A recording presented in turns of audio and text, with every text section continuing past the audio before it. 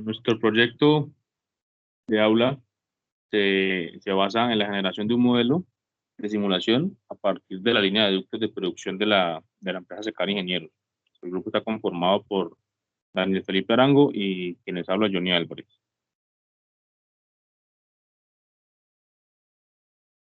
Bueno, la simulación nace en la empresa Secar Ingenieros porque se logra identificar un problema, que es que en esta empresa, en la línea de producción de ductos, se está generando un desperdicio y unos reprocesos que están generando pues sobrecostos en la línea de producción. Se vienen presentando problemas en algunas de las estaciones de trabajo, se generan atascamientos en las líneas y partiendo de este punto, desde este inconveniente, se pretende hacer un análisis del sistema y pues hacer una simulación del mismo para ver dónde están los diferentes inconvenientes que presentan.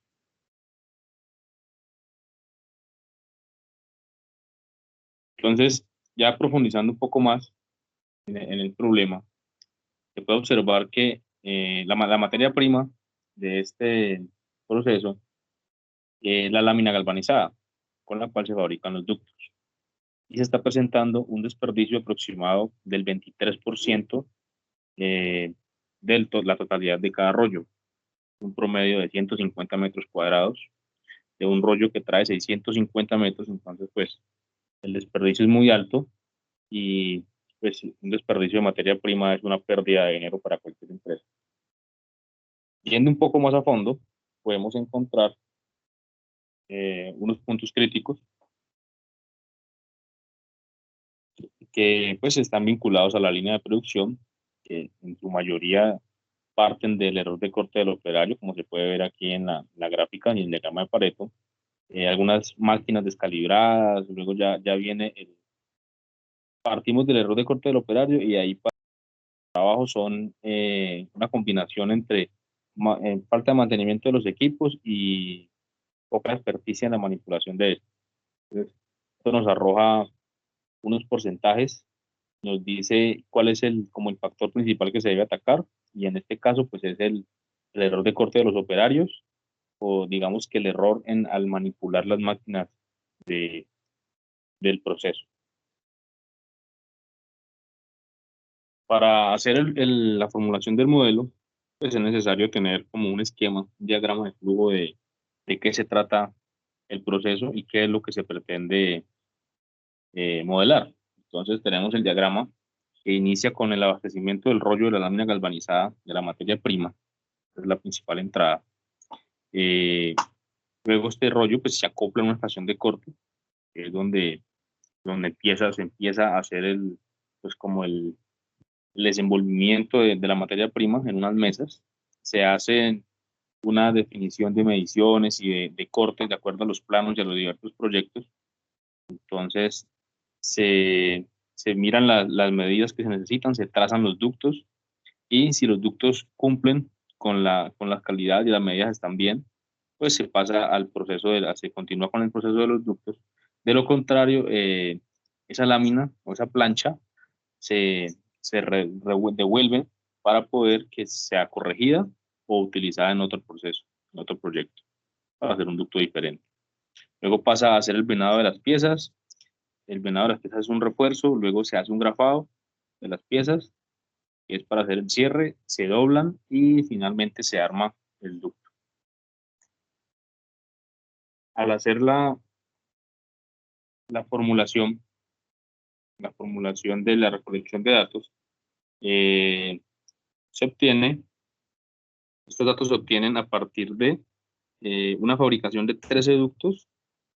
de un tamaño estándar que se usa para los proyectos, que es de 24 por 24 pulgadas. Entonces, partiendo de aquí, obtenemos unos tiempos y un datos de ejecución de cada proceso, y con estos datos podemos empezar a formular y saber cuál es la distribución de datos que se tienen en el sistema y cómo se comporta cada uno de las estaciones de trabajo de acuerdo a los tiempos obtenidos. Bien, ya para la formulación del modelo definimos varias variables en las que este modelo va a ser basado, como son los tiempos de ejecución por cada estación de trabajo, el porcentaje de desperdicio, estado de estación de trabajo, variación del proceso según el ductero, volumen de producción. ¿Por qué esas variables? Volumen de producción es una variable importante porque dependiendo del volumen de producción, es un volumen de producción grande o es simplemente un par de pequeñas piezas que tienen que generar, eso se va a notar en el agoto, en el desgaste o en el agotamiento de los operarios por el proceso rutinario y repetitivo que se puede dar y eso también afecta los porcentajes de producción y de productividad que estos nos brindan. La variación según el proceso, según el ductero, esto tiene problemas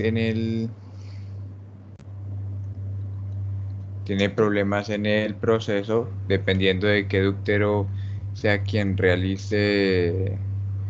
sea quien realice el,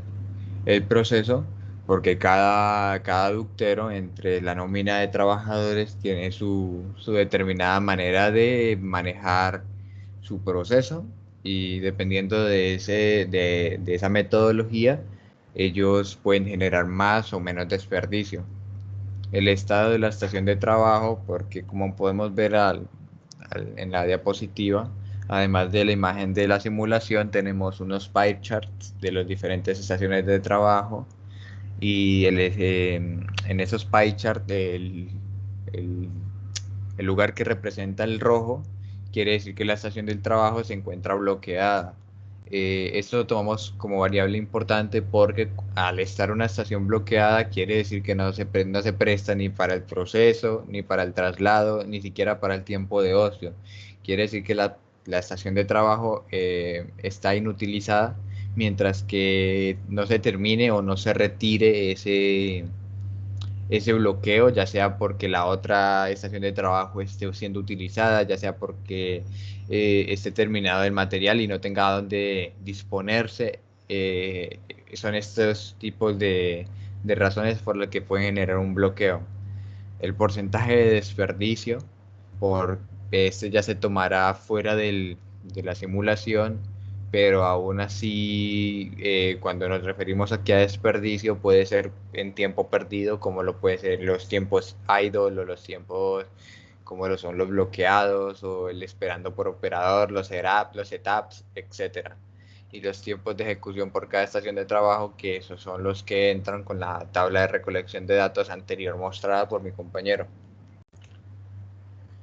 Ya en los resultados esperados, esperamos una disminución en la generación de desperdicio de materia prima de los rollos de lámina galvanizada, una mejora en tiempos de procesos y una reducción en los tiempos de ocio. Ya la experimentación para mejorar este proceso, nosotros propusimos el hecho de crear o establecer pequeños almacenes o pequeños eh, traslados, por decirlo de alguna manera, en donde pueda reposar la materia prima terminada, la materia terminada después del proceso. Eh, eh, esto lo analizamos en los pie charts que hablaremos luego y en buena fortuna no nos da ninguna estación bloqueada o simplemente inutilizada. Más sobre todo se han resaltado los tiempos de ocio y esto lo interpretamos y concluimos que en estos tiempos de ocio la simulación no tiende a estar del todo representada por la realidad. ¿Qué quiere decir esto?